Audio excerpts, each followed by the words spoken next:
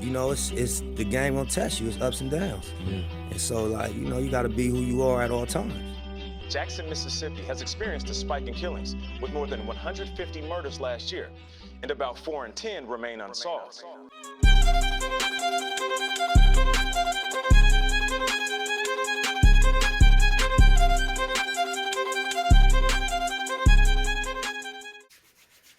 What's up, everybody? My good people. It's your guy, Kid Bailey, with the Neapoltan Ice Cream Experience, and I'm here to bring you guys another scoop. And so, wanted to drop in and do a part 3 to the resume tips. I strongly feel that I will have more resume tip videos in the future.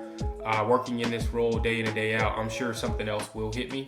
But I wanted to do this third part to this segment, and at the end I'll show you guys my resume and bring it up on the screen and share it, and we can talk through it.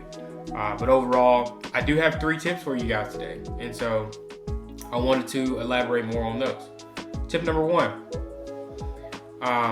These are all actual tips that people have mentioned to me in the past or recently.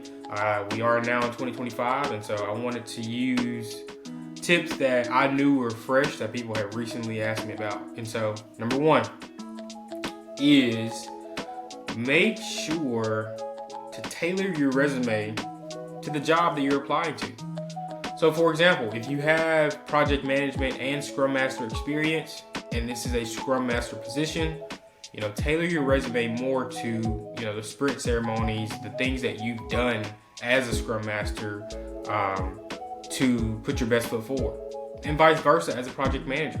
If, like I said, you have Scrum Master or project management experience, and this role is more of a technical project manager, maybe put down a lot more around the technical things that you've done and how many, you know, projects you've managed. Go in depth around budget, all that good stuff of what you managed, what you did, what you were responsible for, not the team, but you yourself, what you did.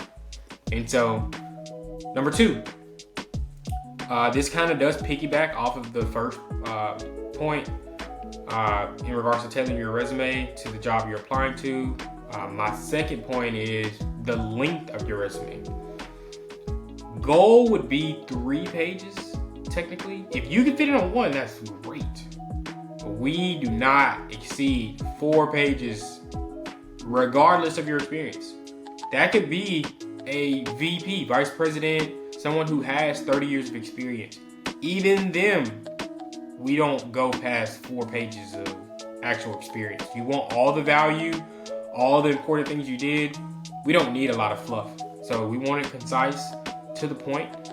But if you're somebody who hasn't had, you know, 10, 15, 20 years of experience, you definitely shouldn't even have 4. You should really have 2 or 3, and 2 is really the sweet spot. 3 is really kind of pushing it. And so, like I said, we just want to put as much value in those first 2 pages as possible and not have it super long. Obviously, you know, you guys, if you have the opportunity, you will actually interview, so they'll have more chance to talk with you. And that leads me to my third point. That is literally the whole reason around the resume, the latter of what I just said. You know, think of your resume like a movie trailer.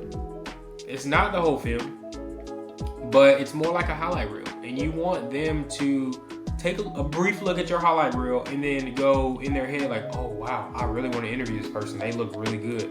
And so that makes them want to see the movie. So it's almost like a teaser. You know, your resume is your story. You know, make them not want to put it down. You know, make them super excited and intrigued to meet you. That's all I got for you guys today. Really appreciate y'all stopping by, checking in. And if you haven't already, hit that subscribe button for us. Peace. Again, thanks everybody for watching. Stay tuned. I will be sharing screen on part 4 with my actual resume to bring you guys a actual live example of everything I have alluded to in these prior parts of the resume tips. And so looking forward to bringing that to you all, and appreciate you guys. Thanks.